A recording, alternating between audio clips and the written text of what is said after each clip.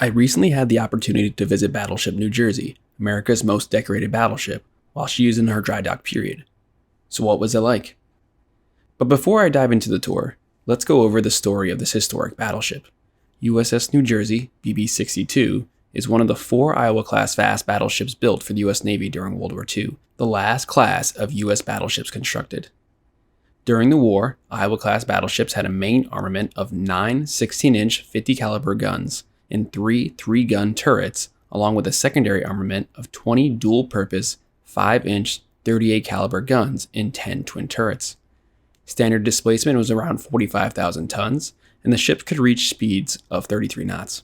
Built at the Philadelphia Naval Shipyard, construction of New Jersey started in 1940, and she was launched on December 7, 1942, exactly 1 year after the attack on Pearl Harbor.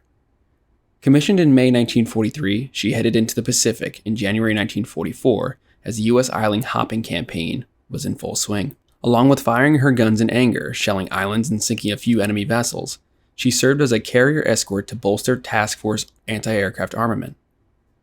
By September 1945, when the war ended, she had 9 battle stars for her combat actions. In June 1948, she was decommissioned for the first time and assigned to the Atlantic Reserve Fleet. Soon after the Korean War started in 1950, New Jersey was quickly brought back out of reserve and recommissioned in November that year.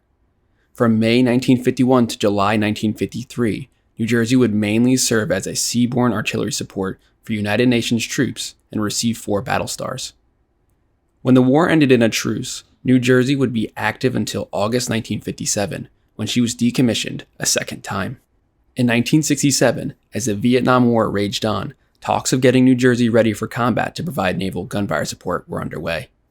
As this Iowa-class battleship was in the best shape, a feasibility study for her reactivation was conducted and proved favorable, and New Jersey would be recommissioned for the Vietnam War in April 1968. With more modern equipment installed, she was now the only active battleship worldwide.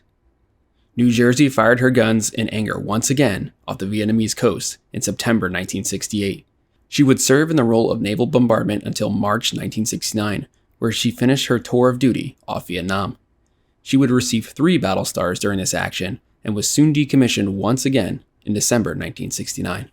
More than a decade later, in 1981, New Jersey was selected for reactivation thanks to President Ronald Reagan's 600-ship Navy program to re-strengthen the U.S. Navy to counter the Soviet Union. In July 1981, she started her journey to modernization and reactivation. Along with modern electronics and warfare equipment, New Jersey would receive systems to launch Tomahawk cruise missiles, Harpoon anti-ship missiles, Phalanx Sea-Whiz Gatling guns, and drones. She would have 4 of her 10 5-inch twin gun mounts removed for this new armament, bringing her 5-inch gun count down to 12 guns from the original 20. Recommissioned in December 1982, New Jersey would see action during the Lebanese Civil War, transiting to the Middle East in response to the October 1983 Beirut barracks bombings. In December, she would fire her guns, hitting hostile positions. She would shell more targets of interest in February 1984. After her Lebanese actions, which she earned a battle star, New Jersey would take part in naval exercises until 1989, leading her own task groups and traveling the world. She would sail to the Persian Gulf in late 1989 and would receive 2 more battle stars for being involved in operational exercises. New Jersey was decommissioned for a final time in February 1991. Throughout her career, she was awarded 19 battle stars, making her the most decorated U.S. Navy battleship. She was put into reserve until she was brought to Camden, New Jersey, in October 2000 to open as the Battleship New Jersey Museum and Memorial. Now with New Jersey's story covered, I can talk about my dry dock tour experience.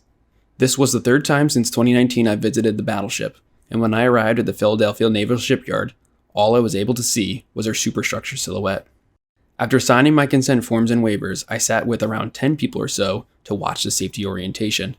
We were then taken out to the dry dock by our tour guide Rob, accompanied by Battleship New Jersey's social media manager and a cameraman.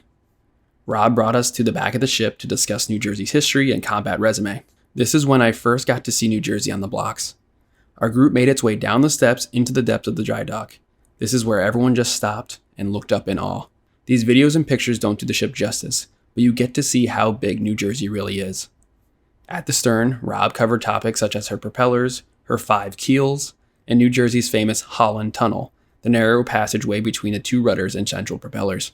Walking forward, Rob discussed the ship's cathodic protection, which is using a sacrificial metal to save the ship's hull from corrosion in the water. In this instance, during dry dock, the team will replace zinc anodes for aluminum anodes, which will work better in the fresh but slightly salty water of her museum berth. At this point, we went under the ship, where we stopped and discussed her main keel and the dry dock block she was sitting on. I was so in the moment that I forgot I had a 45,000-ton battleship right above me. We then made our way up to the bow. However, a team was working on this Saturday pressure washing the hull, so we couldn't get too close. For the last stop, we headed up out of the dry dock and got a view of New Jersey head on. This is where we all got some of our best pictures.